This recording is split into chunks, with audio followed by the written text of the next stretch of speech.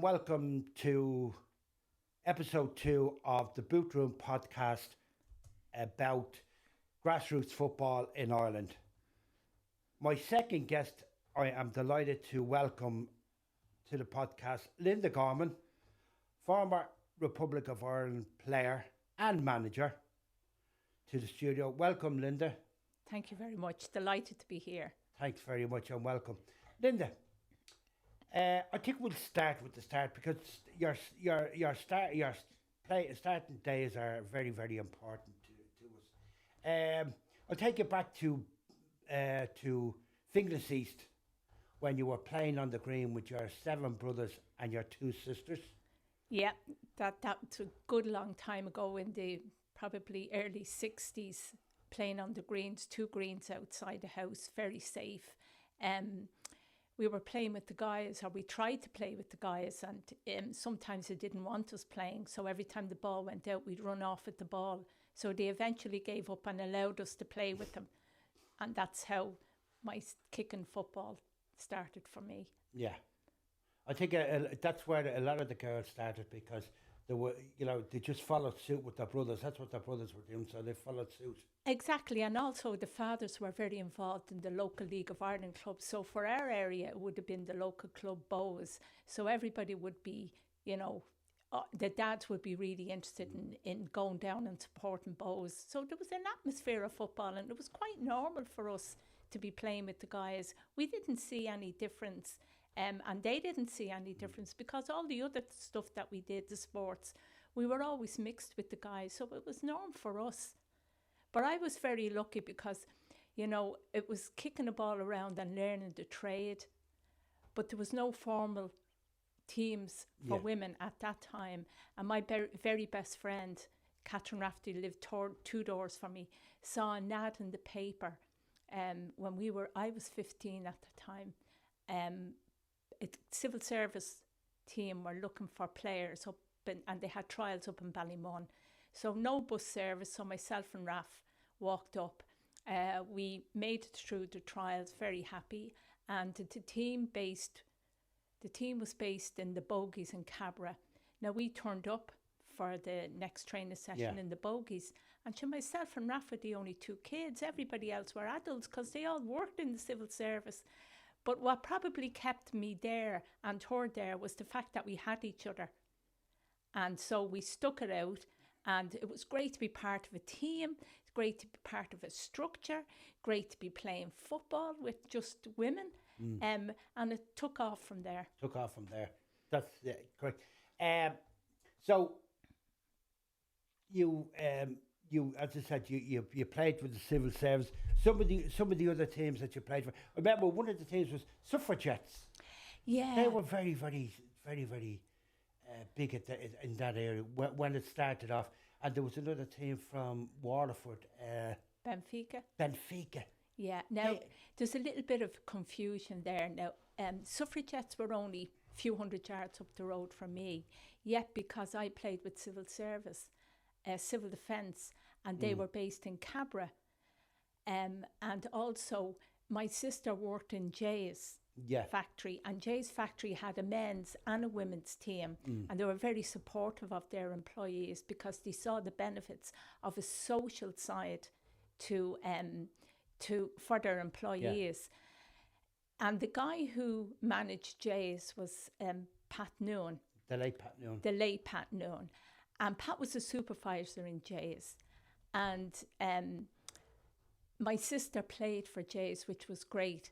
So we were trying to kickstart football off. And it's lovely to be able to say that when the league started and, it was beginning to be formed, the Dublin League, the Dublin Leagues, that Pat was very instrumental. And a lot of stuff happened at that time because if I can recall, that was about 1971.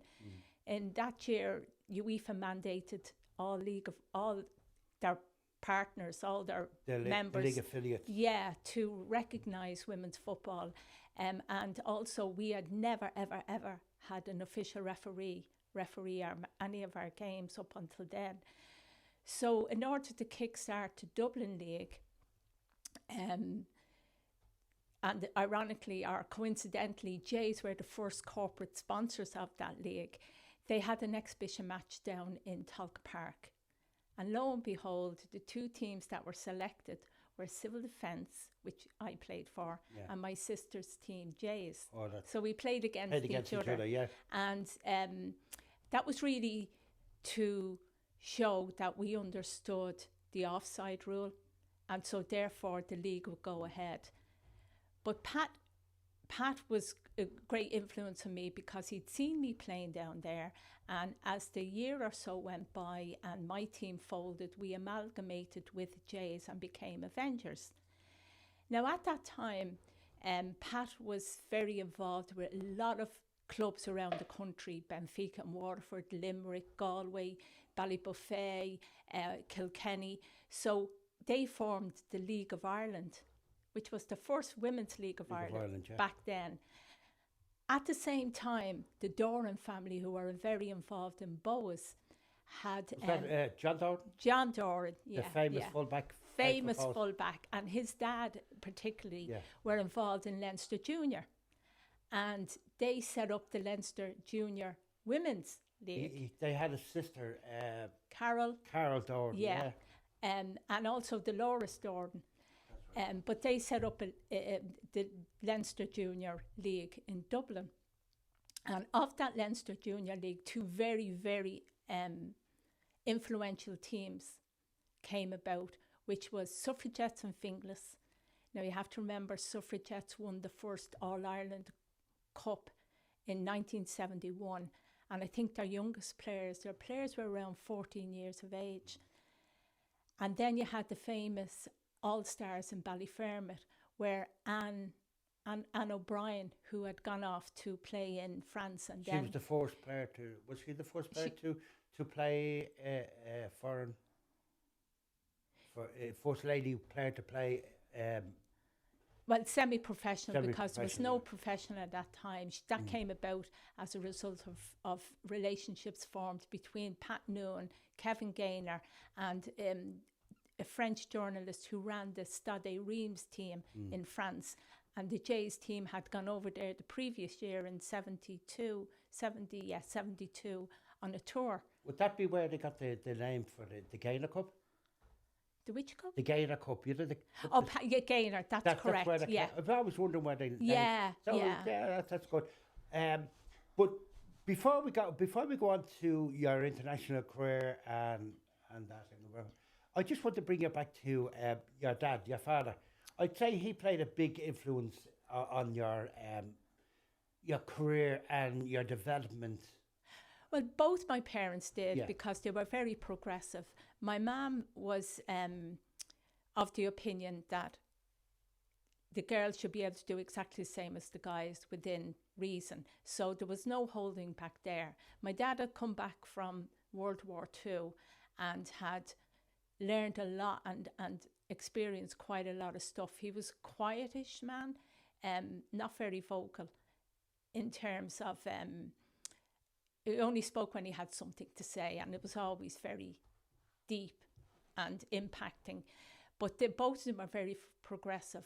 My dad more so because when the men went to war, the women took up the men's roles. So we're very capable of doing a lot of the men's jobs, and he thought that was fantastic because he had been a driver. He was an engineer, but he had been a driver in CIA, and he was so excited to tell us that the day that he saw and experienced the first woman driver of a bus, and he thought that this was progress for women, and always of the opinion that we could do anything we want, but more so that when somebody says no, it doesn't really mean no. You can find ways around getting stuff done. He drove the buses, and he drove our local bus to 19. The 19, I used to get that from the other side of the city. I used to get that from Rialto. Right, and that's why it's one of his routes. So when there was a match coming up, he would say, you know, when people say, thanks Mick, see you Mick, he'd say, you know Linda's playing in Dalymount. Do you know Linda's on the Irish team? Do you know Linda has been away? You know, so everybody knew about me that I didn't know. Yeah, It's I have sort of the same recollections yourself, because I remember my own father when I was playing, and when I was playing for Pats in the League of Ireland, whatever. He'd be sitting on the edge of the seats, and we going out, and you could see how proud he was. Yeah. So it was the same for yourself. It was too, and also you have to remember at the time, very blessed to be born at the time I was born, that there was a lot of change for women.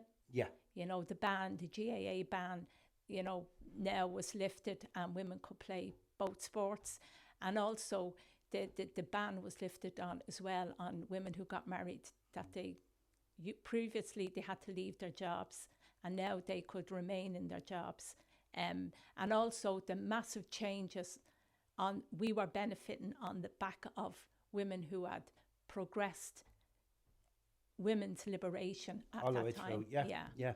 So we'll move on there to a big day for your international debut.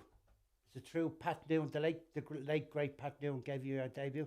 He did, yeah. Republic. He did, and you know, there were 2 games that took place within a month. The first was, say, unofficial against Wales, because the FAI didn't seem to have any input. And if you look at the team sheet, all the players are picked from the League of Ireland, which Pat and Kevin Gaynor they ran that. They organised. So all the players were picked for that. So, and again, at that time, anything that we wanted, we had to pay for. So our trip away to Wales, we paid for all our own expenses, our own travel. And we were very blessed because we were put up by families in Wales. And the families actually worked in a local factory. They didn't have children that played football. They just put us up with a fantastic reception when we got there. And it was very memorable. Let's put it like that. The Lord Mayor, we had, there was posters all over the place, and I still have my poster advertising the match. But the day of the match itself was a complete different day than the day we arrived, because it was rain and the winds. It was just horrendous, and what we would describe as a game of 2 halves, depending if you had the wind at the front or the back of you. We all played in them games. We did. But we won 3-2, and Paula Gorham scored a hat-trick. Now, in order for Paula to score a hat-trick, you had to have a pretty good defence to get the ball up there. And not surprising, but I'm delighted to say that my best friend, Catherine Rafferty, passed the ball for Paula Gorham to get her hat-trick. Yeah, and how Paula just stretched to get that ball, I'm still amazed. I didn't know, as you know, I know Catherine well and whatever.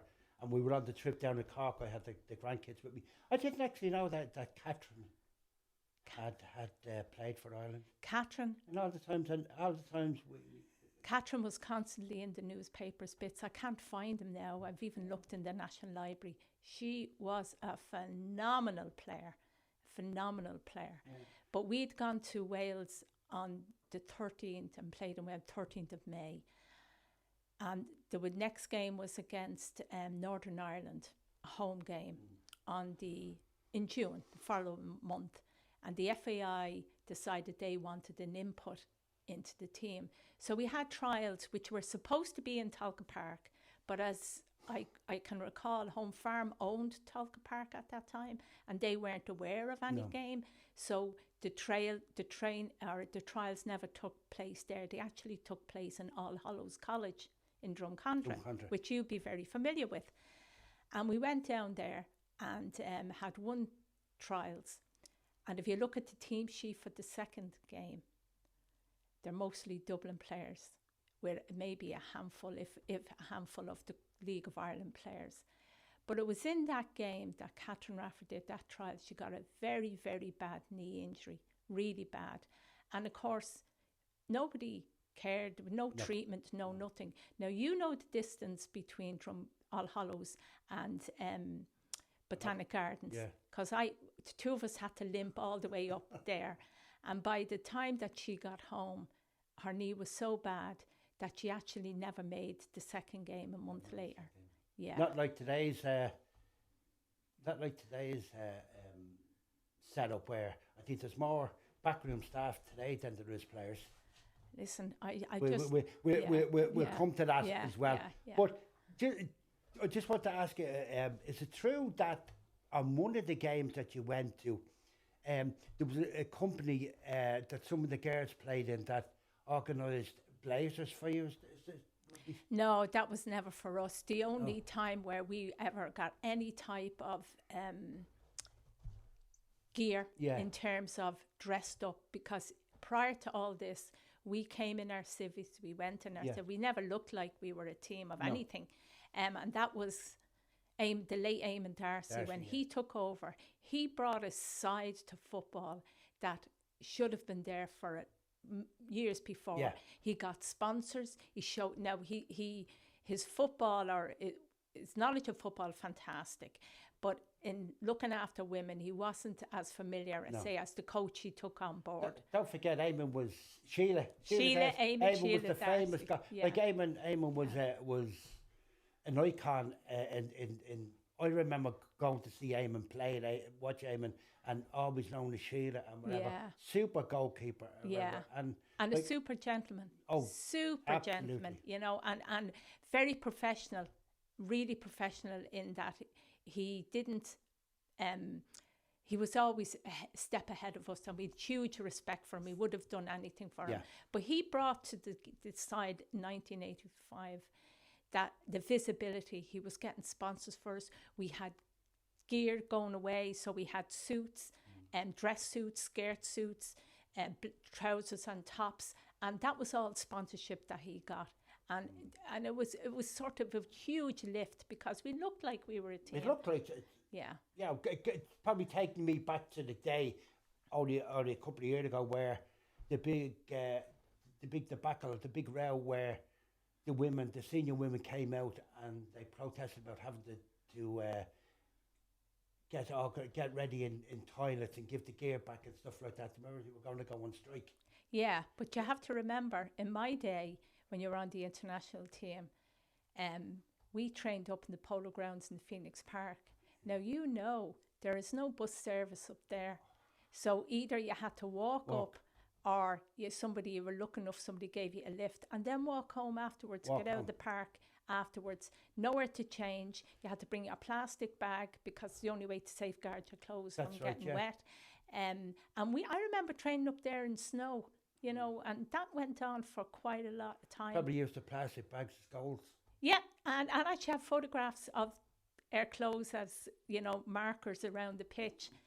It's no such things as cones or in them days. No. Even though we had, and it's been the best developmental time of my football career, the manager at that time, appointed by the FAI and John Jarman in particular, was Kevin Healy.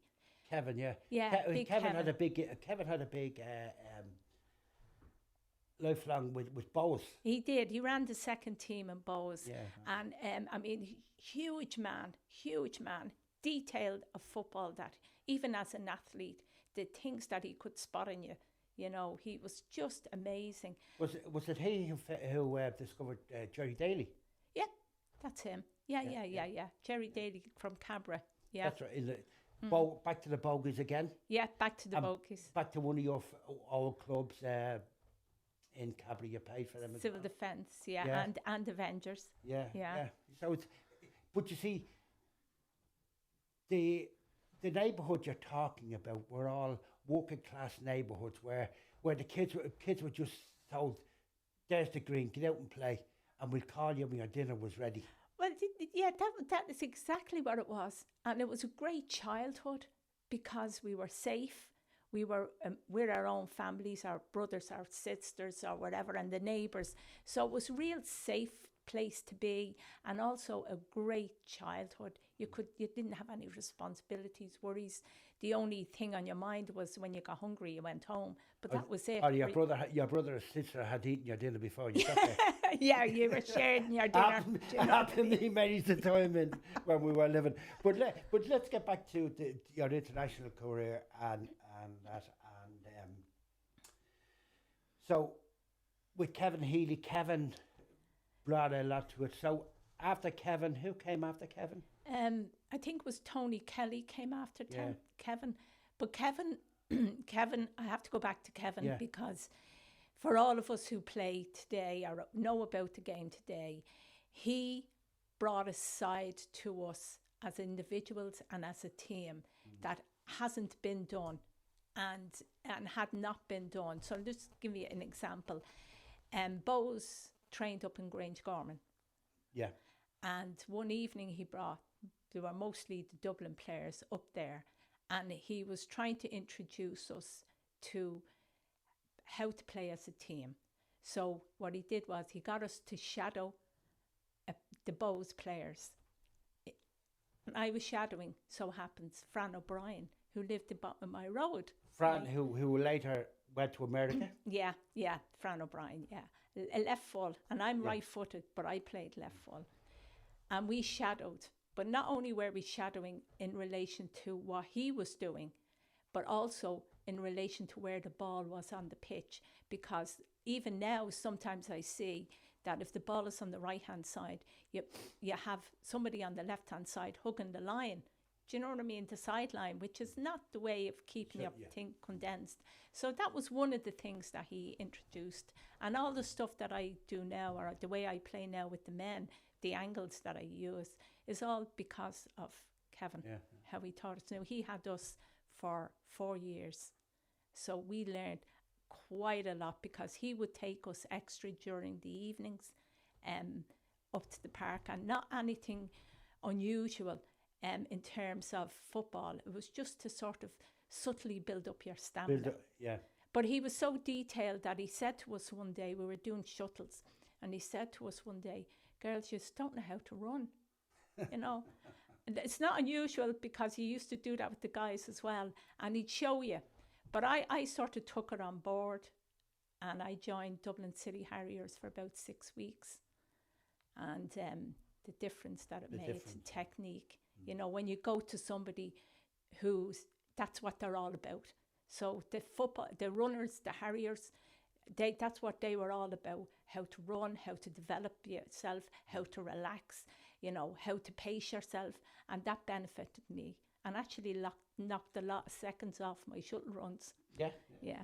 But we'll move on to you eventually you took over as a player manager. Yeah. You talked about the international team? Yeah.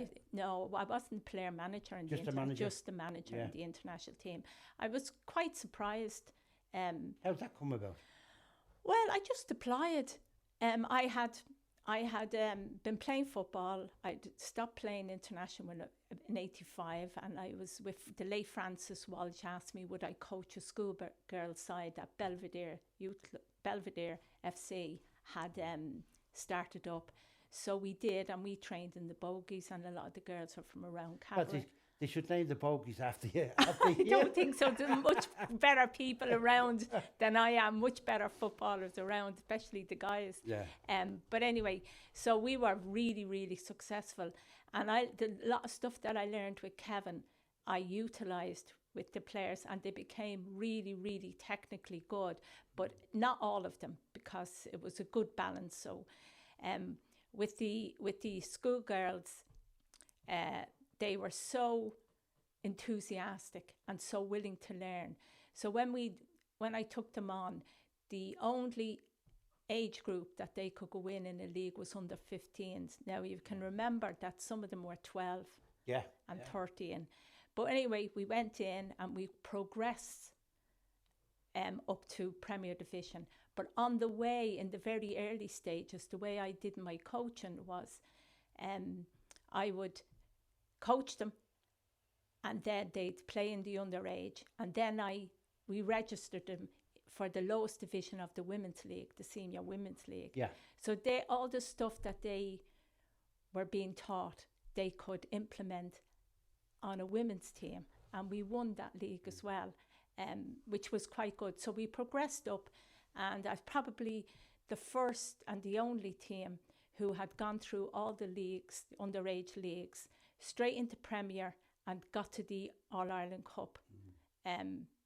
I don't think anyone has It done hasn't that. been achieved since. No, and we lost to the very famous Rathfarnham 3-1 in Dalymount. But no, I wouldn't look at that now as a failure. That was a massive achievement. Well, it was a massive, especially coming from the ground, and they went into the lowest league and built up their confidence and went to the Yeah. So when they were playing against, when we were playing against the Premier Divisions, they weren't phased playing against women, weren't phased at all, because they just stuck to the plan. And we had some great games.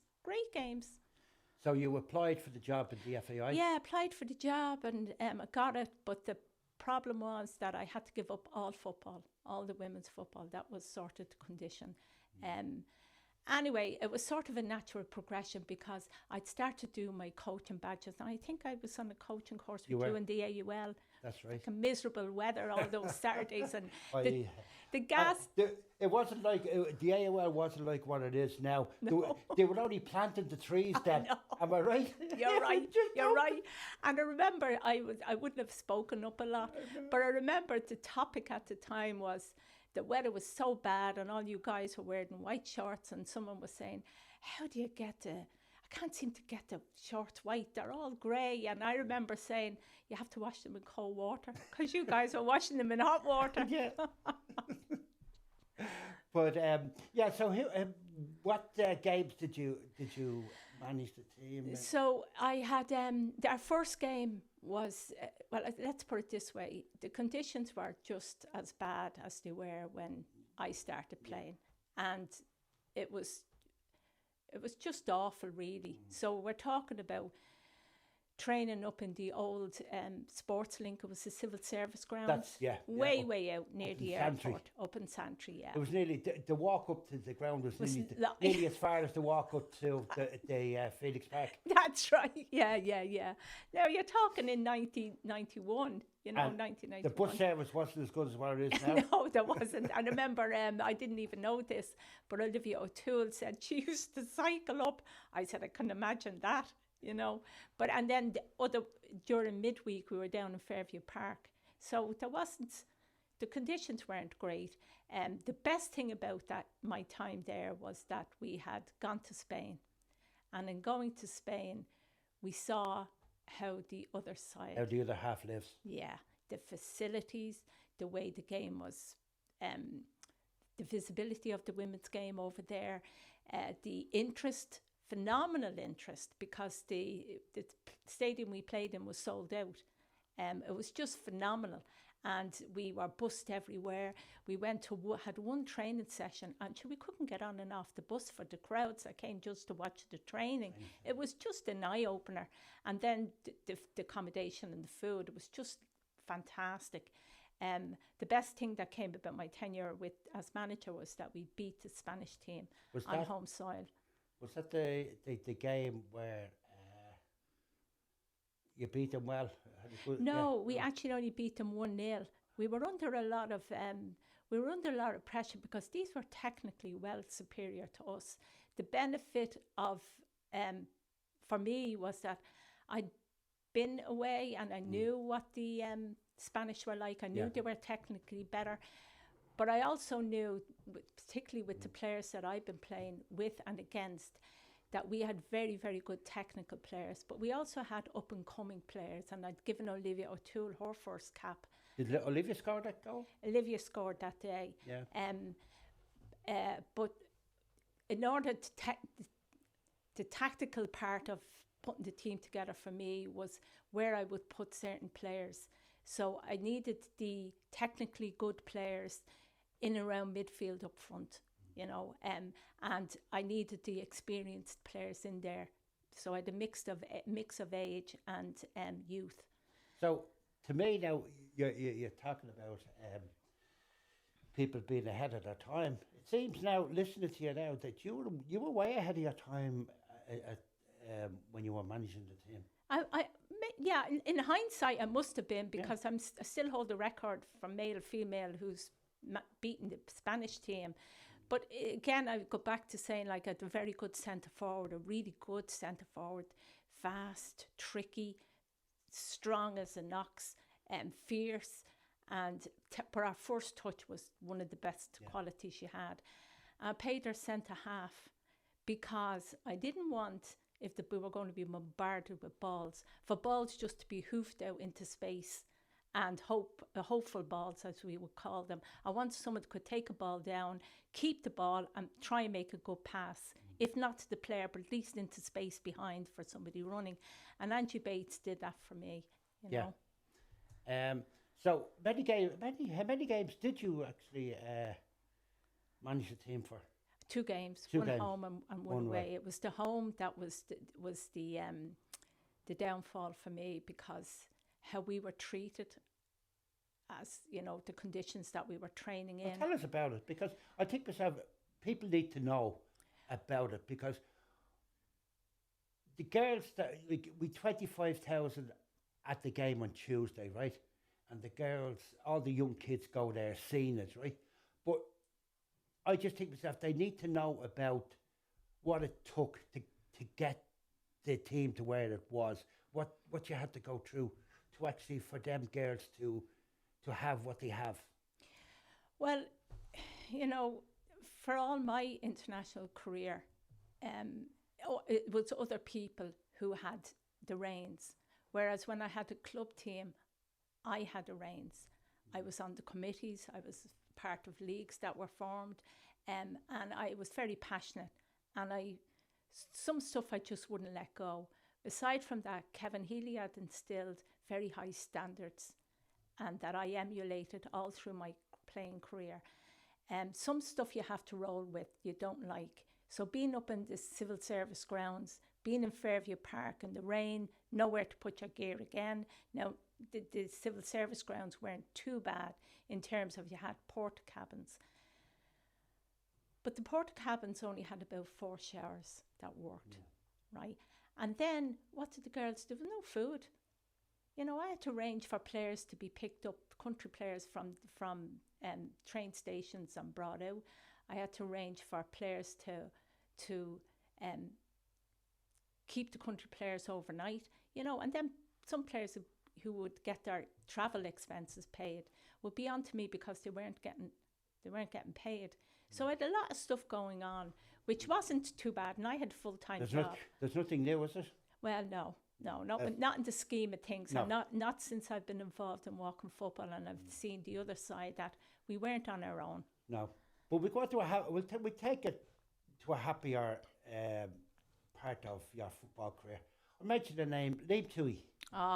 Listen, I had been part of the Football Association of Coaches and Trainers, that Joe McGrath, Billy Young, Liam Toohey, and that's where I sort of got to know them. I knew them all from, you know, media from playing and all that type of stuff. But they asked me would I come on the committee. I suppose I was the only female that they knew of that played football, because probably I was putting myself out there. And that was a wonderful experience, and I got to know a lot of people. So when I lost my job in the as the women's international manager, because I couldn't hack the conditions, Liam Toohey rang me and he said, can I have, would you come down? I want to have a chat with you.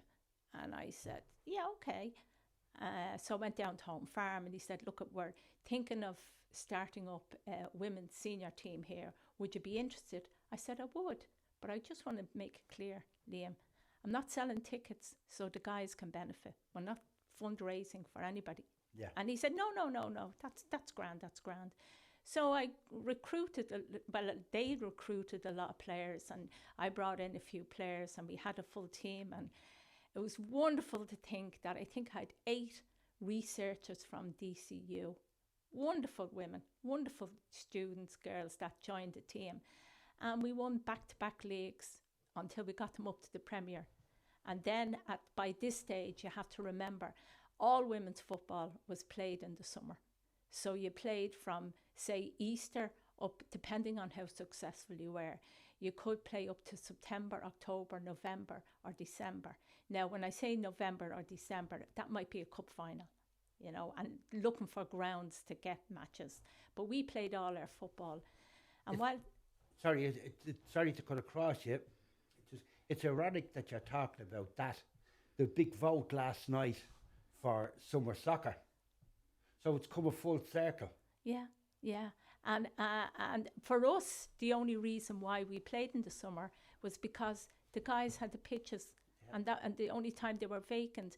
Now, when I played for Avengers and in Cabra, you really had to negotiate with your local ranger. After the Rangers, they were the bane of everyone's life. They might have been, but for us, they were great. You know, particularly in the bogies. So you had to have good relationships. Once DCC gave a sanction that you could play, and as you know, all the posts were taken down so the grounds could be reseeded. But they kept a pitch up in the bogies for us. And that's because a lot of the locals, a lot of the players live locally. Which was great. And the best part of playing at that time, a good memory for me was, if there was a pitch up in a park, the shadow of a doubt, the guys would be playing on it. But when we would be going up to play, they'd be on the pitch and the ranger would be haul them all off. Yeah. No, haul them all off and give us first preference. You had it booked? Yeah, we had it booked. So, but there's a drawback to playing in the summer. Easter, the guys go away. Most of the clubs went away to England to play. Yeah, and all that type of stuff. Took it again. I was one of them that went away with Lord Celtic to Blackpool, and we took in a game in Manchester. Yeah. So a lot of the clubs were doing that at the time. Yeah, so we would get that. But the other thing was that summer holidays, some players that worked, and most players that worked could only take their holidays in a certain period. Right. Now, we didn't have a grace for the first 2 weeks in August that there's no football. Whether you had players or not, you had to fulfill your fixtures, full stop. And people sort of worked around it. I remember with Home Farm, I'd come back from America on the Saturday, and we had a fixture for the Monday. And because players were away, we'd only 8 players.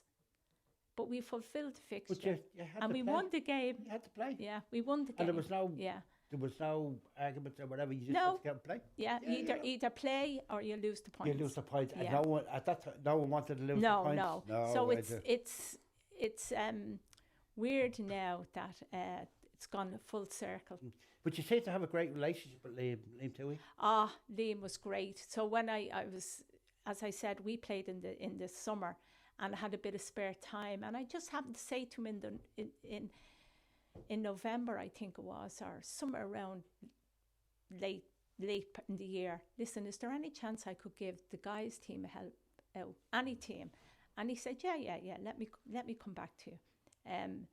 So I think it was just after Christmas, he said, he spoke to me and he said, listen, the manager of the 18's super team, I think was Super League at the time they were playing in. That was the famous famous team that went through the whole calendar and were unbeaten. Yeah. Well, at that time, the manager had left. They weren't doing really well at all, and Liam wanted just the team to stay together till the end of the season. So he'd asked a guy called Joe Swain, absolutely from Greek Street, brilliant brain, brilliant footballer, great mind, if he would take over the team, and would he mind if I came in to help out. So we did, and we won the league and we won the All-Ireland that year. So absolutely thrilled. The following year, the under-15s manager position became available. So I think I was probably the third selection because other people had turned it down. And I said, yeah, I'd do it only if I had a couple of people helping me out. And one of them was Joe, and the other guy was the late Mick Carroll, whose son played for the team. But I'd seen Mick and some of the stuff that he did. I just thought he would be an asset on the team. We won the treble that year. I think I'm the only woman that's ever done it. Not much said about it. Not much said about it at all. They don't, and I don't think it's anything to do with home farm or whatever, but Oh no. it's you know, women, they don't tend to give them the recognition of women's football when you're seeing the players at the Aviva. Oh, listen, we had a celebration before that in the Western Hotel in and around in May of that year. And to get the cap into September now, there was a little bit of a rocky road getting it the way the men got it, because I'd been there with the men and the schoolboys. I know what they got. Yeah.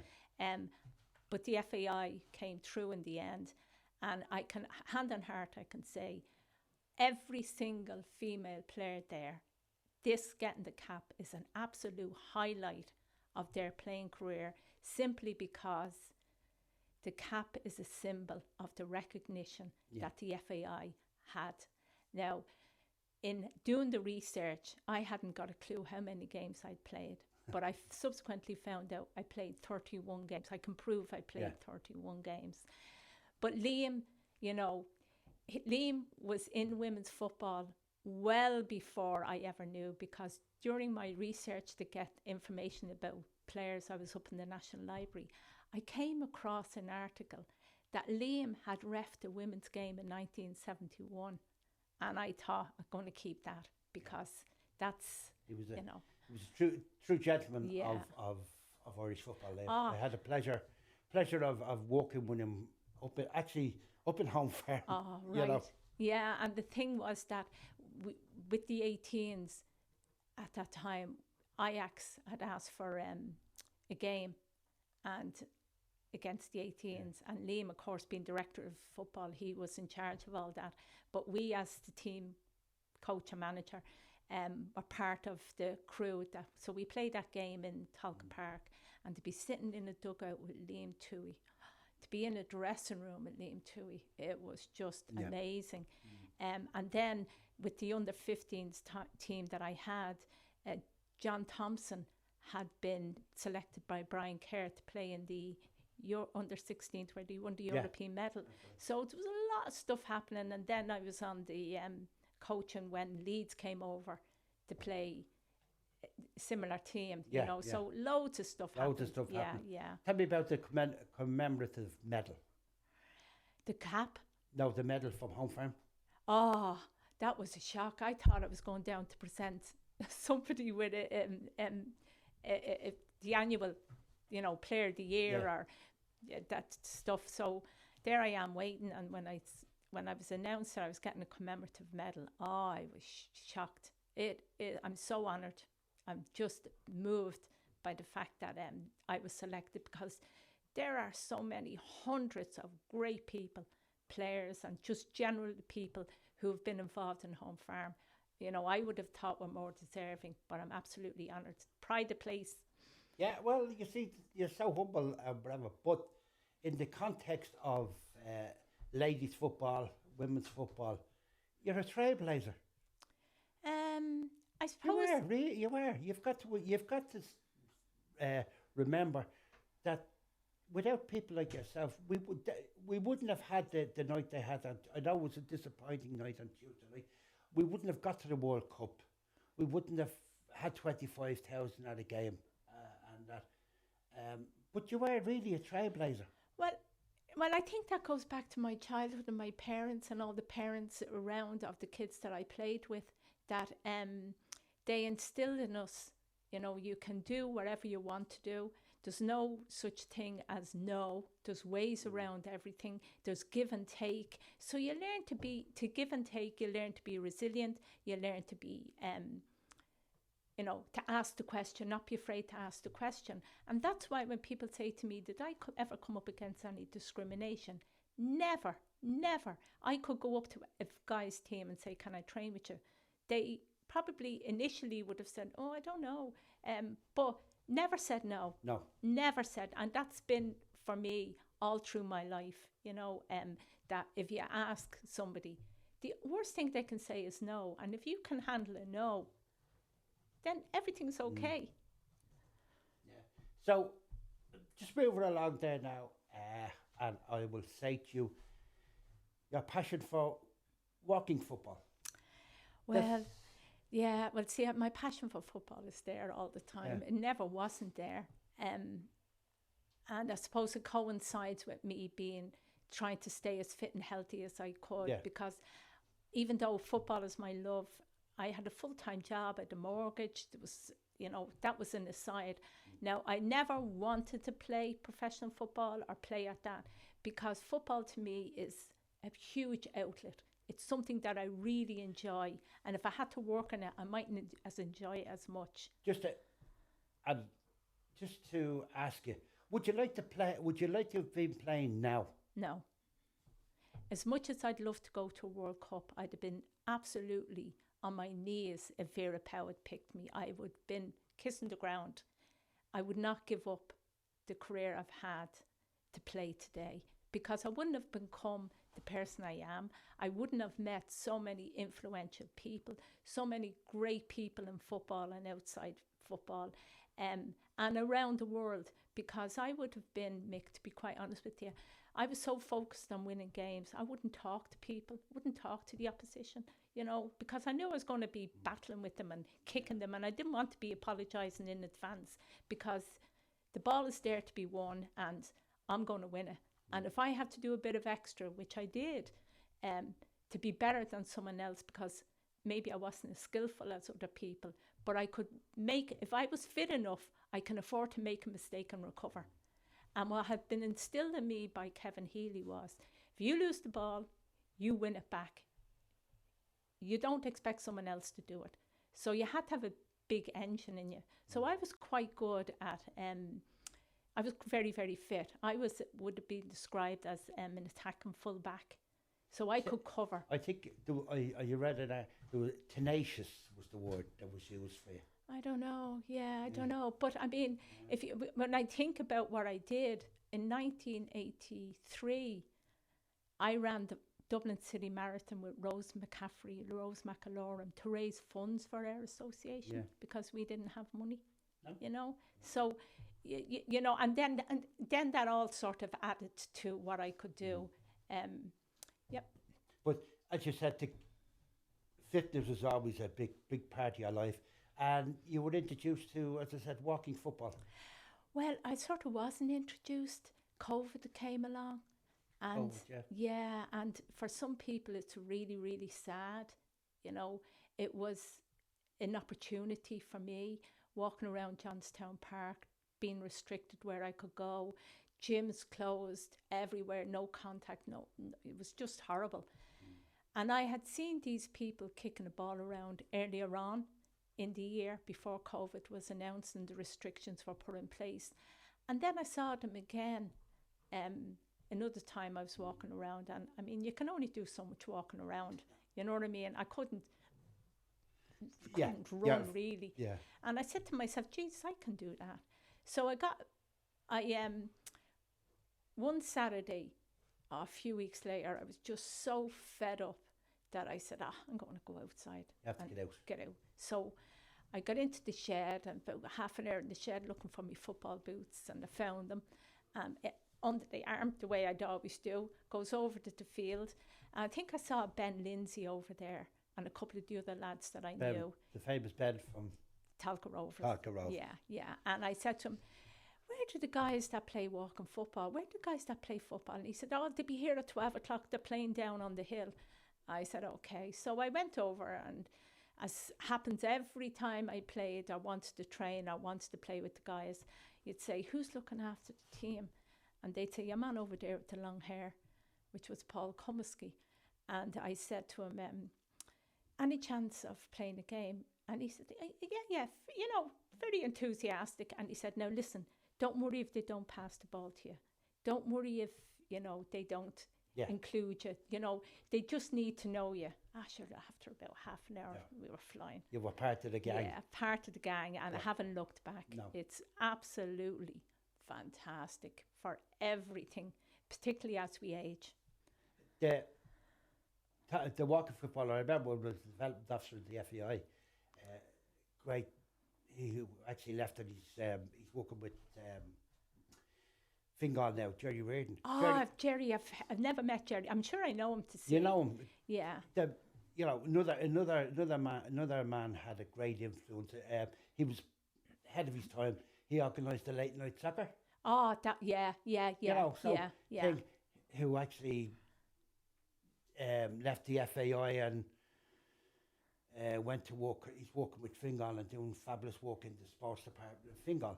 But Jerry got it called all the development officers together, especially the Dublin lads, and he introduced walking football to us. He did, and actually he introduced it up in Abbottstown. He did, that's right. And we were there, and we actually played a game walking football. And as you said, the thing about it was he tried to stop us running. Yeah, And then I remember he said to us, look, take it to the community, because we're all community development officers in it. And I remember I organised in River Valley. Oh, yeah. River Valley to sponsor. And where do I go? How do I get it? I went to the local ladies club and the men's club. And I just said to them, I'm starting this on 1 o'clock on a Wednesday up in the River Valley. I went, didn't know anyone come. And a lot of the men and women from the came up. And they were in the bowls, and they were at everything and whatever. So that's it. But I am absolutely delighted for Jerry's sake to see how walking football has developed. I wish Jerry had been there when I started up because I played in Johnstown and first time playing and walking football. I got an invitation by Hugh, one of the guys that plays, Hugh McGinn, to go up and play in Abbottstown, which is actually where it all started. And all I hear all the time, even up to last week, was about Jerry, and all Jerry did, and Jerry, you know, just he was amazing. another man great man that he done a lot for integration with soccer. Yeah. And that, Yeah. So that's the great Jerry Reardon. It takes all, you know, different types of people to get where we are. Well, it was a great initiative. It was a great idea to bring people back to the game because, like the rest of us, when you reach a certain age, you think that's it, you're never going to kick a football again. Now, I obviously didn't think that because I had my football boots still. But talking about football boots, career, I got to put you on the spot. Tell us about the boy the new pair of football boots. What? Listen, this is good. We have to get it. This has got to be told. Well, so I'm playing. I think I'm about 2 or 3 weeks into the playing the walking football. Now at this stage, I'm playing about 4 times a week, so I'm in heaven. And one game, about 3/4 way through the game, the sole went on my boots, and you know, I mean, they were tape, the usual. But I seen all the guys do this because it never happened to me before. So I taped up the boots. Someone gave me black tape, taped up the boots, and of course the top is flapping. And finished the game. And of course, COVID, I said, how am I going to get a pair of boots? Because I need to try them on. Yeah. And Sports Direct up in Charlestown, I said, right, I'll order a pair. So a pair came. They didn't fit. So I sent them back and got another pair very shortly after that. And heaven again. Kicking, playing football, yeah. Right. So we've gone the full circle, and you know, to me, as you say, I've known you for all the years and wherever, and my wife knows you, and that, and the circle, and that. We were talking. The first guest was the secretary of Balvat FC, and we were talking about the way the girls weren't allowed play. Yeah. So I said to him, we have a Christmas coming up. So I granted him 3 wishes. So I'm bringing you up to today, women's football today. Where do you think we are? And it obviously needs to progress, right? And I think one of the progressions would be Dave Connell is doing a fabulous job with the 19s. But then all of a sudden there's no progression. straight onto the senior team. Yet on the men's team, we've got the 19s, 17s, 15s, 17s, 19s, 21s. Do you think do we need an under 21 team for the ladies team?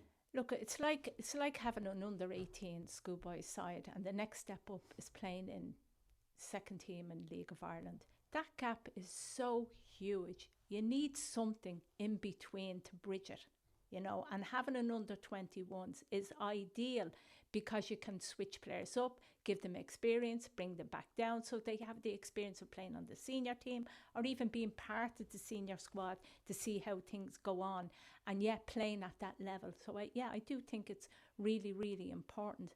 But let me just take it a step back. You were talking about what was good for the women.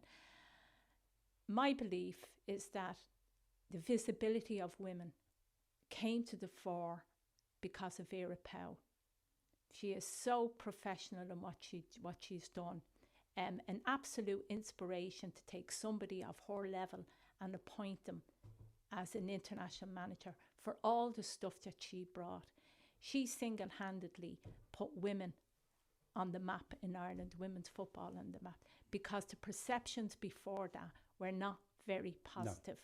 So she absolutely changed the perception, more so in the men's side of the game, because grandfathers now see an opportunity for their grandchildren, and you know, it's across the board. But not only did she do that, she made some players on the women's national team, iconic and you know, somebody to emulate. Yeah. And putting them constantly in the media and pushing them has kept women's football in there. It waned down quite a bit when Vera went. It's not as visible as it was. I got that. I believe you, and you know, from experience, grandfather. I've three granddaughters, heavily involved. I was at the Welsh match over in Wales. I brought my two granddaughters to the Welsh game. My wife went, and my daughter went. So I was a blessed man among women over there. But the one thing I would say is that the Women's Supporters Club, they went out of their way and they organised, they got in touch with the Welsh FA, the Women's Sport, and they organised that both sets of supporters met up, and we met up in a rugby club near the ground, and it was a fabulous couple of hours before the game. Wow. And the women, the ladies, women again, someone brought out a deck, and all the songs were played, and it was fabulous and things.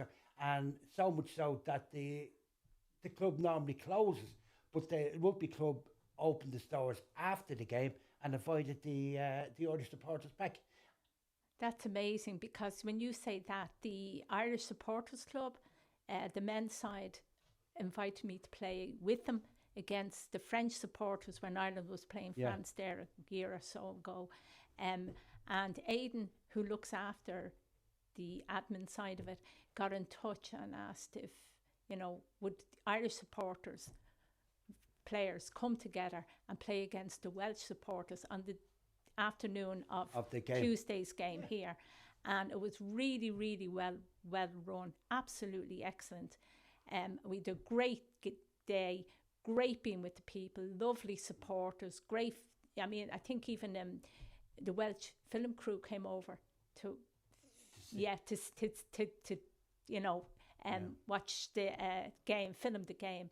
But the gas thing about it for me was that they had a male guy in goal, which was me playing with the men's side, me being the only girl playing. Bring you back to where it all started. And I'm saying, sure, you couldn't object, because, I mean, couldn't object. Yeah.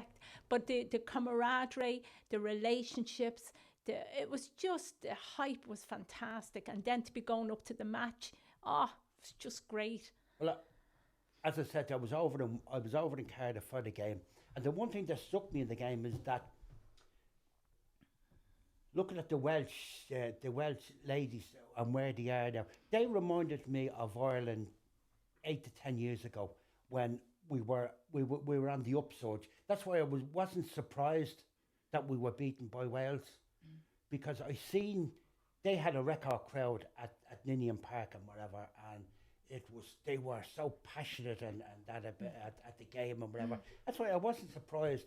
So I just think myself, the Welsh are on the up, and I think myself now we're at a stage in ladies football after the game on the result on Tuesday.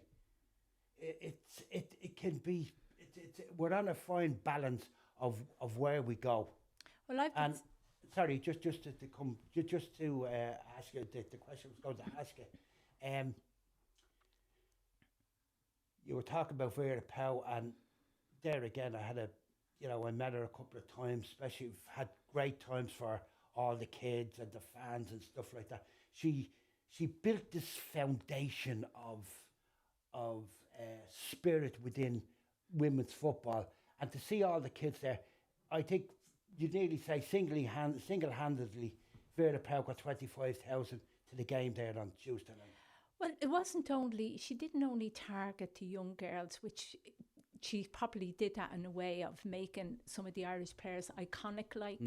She also was involved with men's clubs, schoolboy clubs, schoolgirl clubs, senior women now who never kicked the ball wanted to play. Yeah. You know, and we have some women coming to Walking Football who never played football or never played at a high level. And now we're starting to form all women's Walking Football teams, which is phenomenal. Is what it's all about. Yeah, it is phenomenal.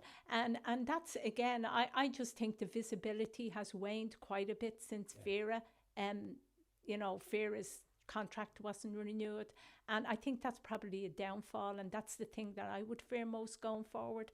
But what I think Vera showed us was that technically we need to massively improve, and the only way, and I've been saying it for years, to do that is through futsal type of training, for young kids, get them out early so it becomes the norm, so that they have an arsenal of tools that they can use in any given situation, and maybe up the game a little bit, because when you're constantly playing against the same players, matches are trained with the same players, you don't improve.